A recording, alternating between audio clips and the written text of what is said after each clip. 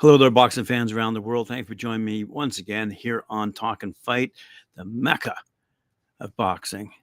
For the next episode of Boxing News Today, I've got lined up for you a bit of boxing with a bit of controversy coming out of the recent results this past weekend, where undefeated knockout artist Virgil Ortiz Jr., 20-0, 20 knockouts, scored a first-round technical knockout over Frederick General Akunka Lawson, now 30-4, 22 knockouts. That was over at the Virgin Hotels in Las Vegas and competing at the super welterweight following 17 months out of the ring. Ortiz looked to let out some ring rust, connected early in the first with a short left that staggered Lawson. Continuing to attack, Ortiz followed up with a series of unanswered punches as Lawson shelled up. Referee Tony Weeks stepped in too early, according to everybody, prematurely stopping the fight at 2 minutes, 43 seconds of the first round, drawing a reaction of boos from the crowd. In fact, following the fight, Ortiz went on to call out WBO super welterweight champ Tim Tszyu. What will make this interesting and a point of discussion among boxing fans is that apparently referee Tony Weeks, the main character in this particular fight, thanks to his horrific early stoppage, quite frankly, of that fight in the first round, had claimed on Facebook after the fight that 2 of Lawson's pre-fight brain scans revealed an aneurysm before a different doctor did the same scan, found nothing, and cleared him to fight. So this has created quite a controversy. Golden Boy, as you know, has quickly pointed out that Frederick Lawson was cleared by a Nevada State Athletic Commission sanctioned doctor to fight, and the other questions should be referred to the NSAC. So now, let's pretend for a brief moment that Weeks somehow got his hands on Lawson's medical info. For it to have had an impact on his refereeing, he had to have seen it before the fight. That means that in Weeks' ideal scenario, the one in which he heroically saved a compromised fighter after every official failed him, he knowingly allowed a man to with a potentially lethal brain injury to take punches from Virgil Ortiz. It's according to badlefthook.com, by the way. What was his plan if Ortiz just obliterated him with one shot and never gave Weeks an excuse to step in early? If Weeks is telling the truth, he failed as a human being by letting Lawson enter the ring at all. So let's stay tuned to that particular scenario. In the co-feature bout of the evening, by the way, Venezuela's Ismael Barroso, 25-4-2, 23 knockouts, scored a first-round knockout over Ohara Davies, greatly upsetting the British, I'm sure. A counter left dropped Davies early on. He got up and Barroso sent him to the canvas a second time. He got up once again, but was unresponsive, forcing the referee to stop the fight at 1 minute 53 seconds of the first round. The 40-year-old Barroso wins the WBA interim super lightweight title in the process. So let's move along to see where that all leaves everybody after that quick night of work, with Barroso displaying his power punch and showed why he's a legitimate threat in the 140-pound division, after O'Hara himself made a crucial tactical error that prevented him from becoming competitive, quite frankly. It's interesting to note that 10 months ago, Barroso was robbed of his opportunity to become a super lightweight world champ when referee, wait for it, Tony Weeks, gifted the WBA title to Romero by prematurely stopping the fight. Barroso was awarded the opportunity to earn a rematch by way of an interim title bout. Prior to Saturday night, by the way, Ohara Davies only had 2 career losses. He suffered his first loss to Josh Taylor back in 2017 and his second career loss to Jack Catterall a year later. And since the Catterall fight, Davies managed to stay undefeated for the next 5 years. So when we go to this 140-pound division, because let's talk a little bit about Devin Haney. Promoter Oscar De La Hoya surprisingly says he hasn't spoken to Ryan Garcia about switching him from wanting to fight Devin Haney for his WBC light welterweight title, facing WBA champ Rolando Rolly Romero instead.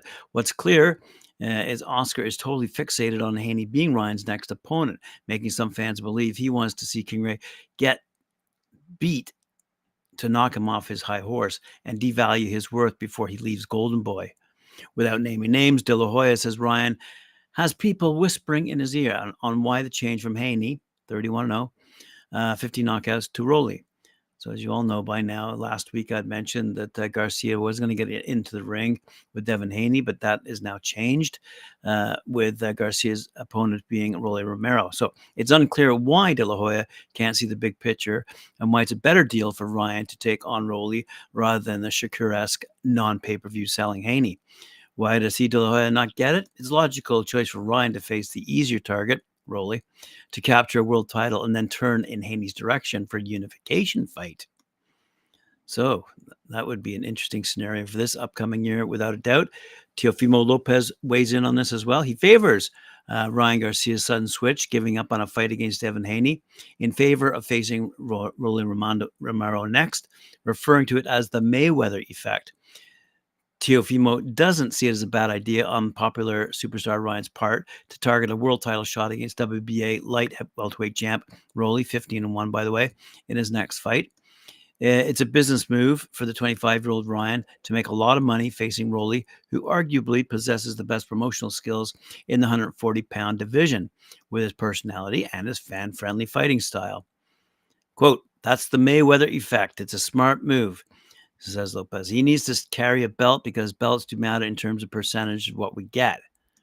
So the positives for Ryan fighting Rolly Romero: more money, greater publicity, winning a belt, becoming a bigger name. Moreover, Haney is a true junior middleweight, 154-pounder, not a 140-pounder, and that would be a nightmare for Ryan to face a guy who's going to have a massive weight advantage over him on that night. What Teofimo didn't say is that if Mayweather were to fight an opponent that outweighed him by 15 to 20 pounds, as Haney would against Ryan, he would likely make sure there would be a rehydration clause and or catch weight to make it an even playing field. Unfortunately, Haney would never agree to weight stipulations for a fight with Ryan, so there's no possibility of it being a contest between two equally sized fighters. So let's fast forward here. Haney's obviously having difficulty coming to terms with Ryan canceling his plans to fight him next after learning of his low pay-per-view totals for his fight with Regis Prograis back on December 9th on DAZN. The 50,000 numbers were leaked, which had a poisonous effect as it steered Ryan away, treating Haney like he had the plague, according to BoxingNews24.com. It would be more effective on Haney's part if we were to have DAZN release the pay-per-view numbers for his fight with Prograis so that he could prove to Ryan Garcia fans, media, that he can draw. Then there'd be reasons that social media superstar King Ray to face him. If Ryan is such a big draw, why has he only fought on pay-per-view once? Never before, never after. Why couldn't he sell the last arena? That'd be the Toyota Center he fought in, said Devin Haney on Twitter, aka X. Haney's post appears to be a retaliatory gesture in response to Ryan's comment to Insider Fighting, which was, Devin lost his shot. He thought it was Haney versus Garcia. He should have known it was Garcia versus Haney. He did 35,000 pay-per-view buys via Regis Prograis. Haney can't refute the huge pay-per-view success of Ryan's fight with Gervonta Davis last April, which brought in the highest totals for the year. The event brought in over 1 million pay-per-view buys on Showtime, and many believe that Ryan generated most of the money due to his 11 million Instagram followers. And when you compare this number to the 50,000 pay-per-view buys for Haney Prograis, it's understandable why Ryan wants nothing to do with him. Well, there you go, fight fans. Now, speaking of 140-pounders, how long have rival 140-pounders Josh Taylor and Jack Catterall, aforementioned, been going back and forth?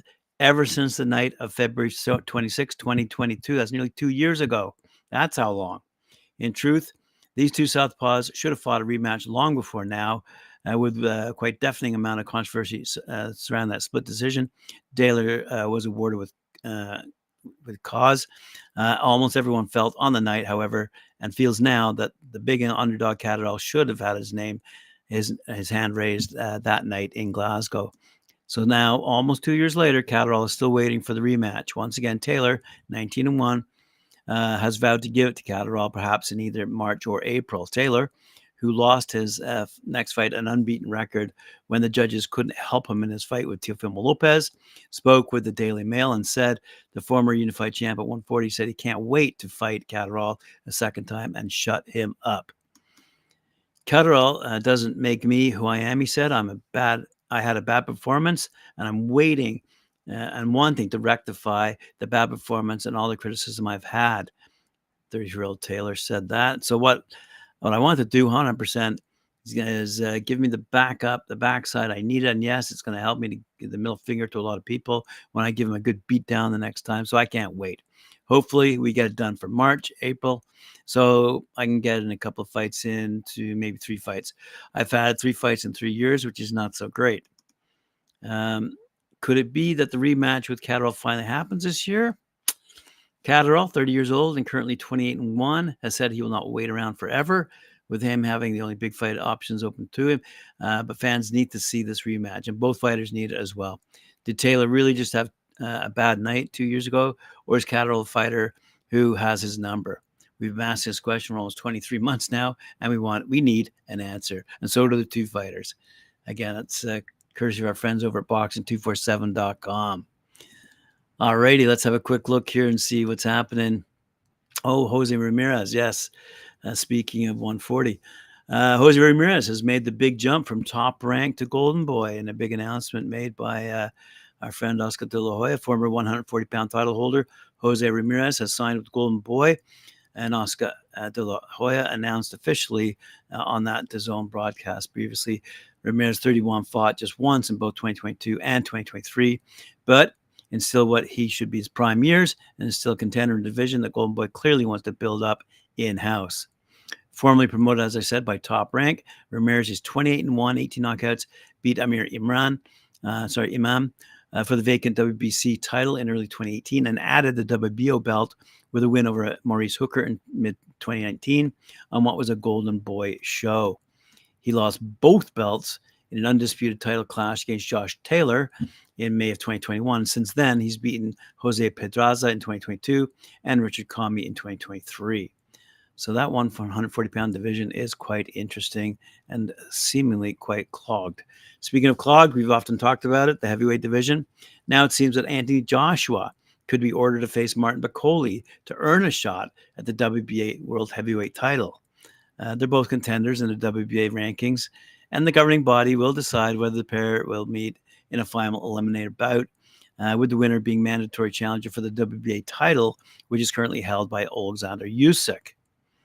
Now, the interesting factor here is on Anthony Joshua, as you know, is set to fight against Francis Ngannou, the former UFC champ, the fellow who slightly lost to Tyson Fury. And that fight against AJ is set for Riyadh, Saudi Arabia, as of Friday, March 8th, seemingly confirmed.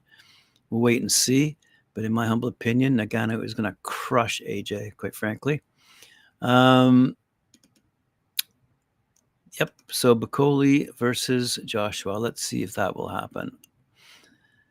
One last story for you. Out of Quebec, it seems that quite a lot is going on in Quebec these days. I've mentioned quite a few fights that have happened in Montreal and Quebec City and outside of Montreal. It's interesting to note, according to BoxingScene.com, that during the 2000s in particular, the province of Quebec in Canada has produced some of the most electric atmospheres on the global boxing scene. The province has been fight crazed since the 1900s, but an influx of world-level talent and North American broadcast distribution in particular has created a golden era for the sport in Canada. Jean Pascal, Lucien Bout, Adonis Stevenson, and David Lemieux arrived with significant fan bases capable of filling NHL hockey arenas and climbed to the top of their respective divisions and became fixtures on HBO and Showtime. Those filling the seats in those arenas were educated boxing fans, also fueled by fierce provincial and French pride. Pascal Hopkins, Boutte Andrade, Lemieux, and Dam, and more were among the most engaged crowds boxing viewers saw on television in some time. These days, Artur Beterbiev is the flag bearer for Quebec boxing, the light heavyweight champion, born in Russia, who, like Bout and others before him, became immediately adopted by the Canadian audience upon his move to the country. But although Beterbiev is a lead topic on French-Canadian Sports Center and Page 1A News in the sports sections in Quebec newspapers, where boxing beat writers are still employed, a rarity in today's media climate, he hasn't yet had the true big fight bonanza in Canada the way his predecessors did. Beterbiev's early development as a pro happened on their undercards, and save for an early pandemic title defense against Marcus Brown, his biggest career movements have taken place outside of Canada. Beterbiev will have his coronation, so to speak, this weekend in Quebec City when he defends his title against Callum Smith at Videotron Center in an event promoted by Eye of the Tiger Management and aired on ESPN. As a boxing matchmaker, Quebec has continued to thrive since the stars of the previous era have either retired or faded. Eye of the Tiger, in particular, is on a double-digit streak of sellout events at the Montreal Casino, building a host of contenders such as Christine Mambili, Eric Bazian, Mary Spencer, Layla Baudouin, and more.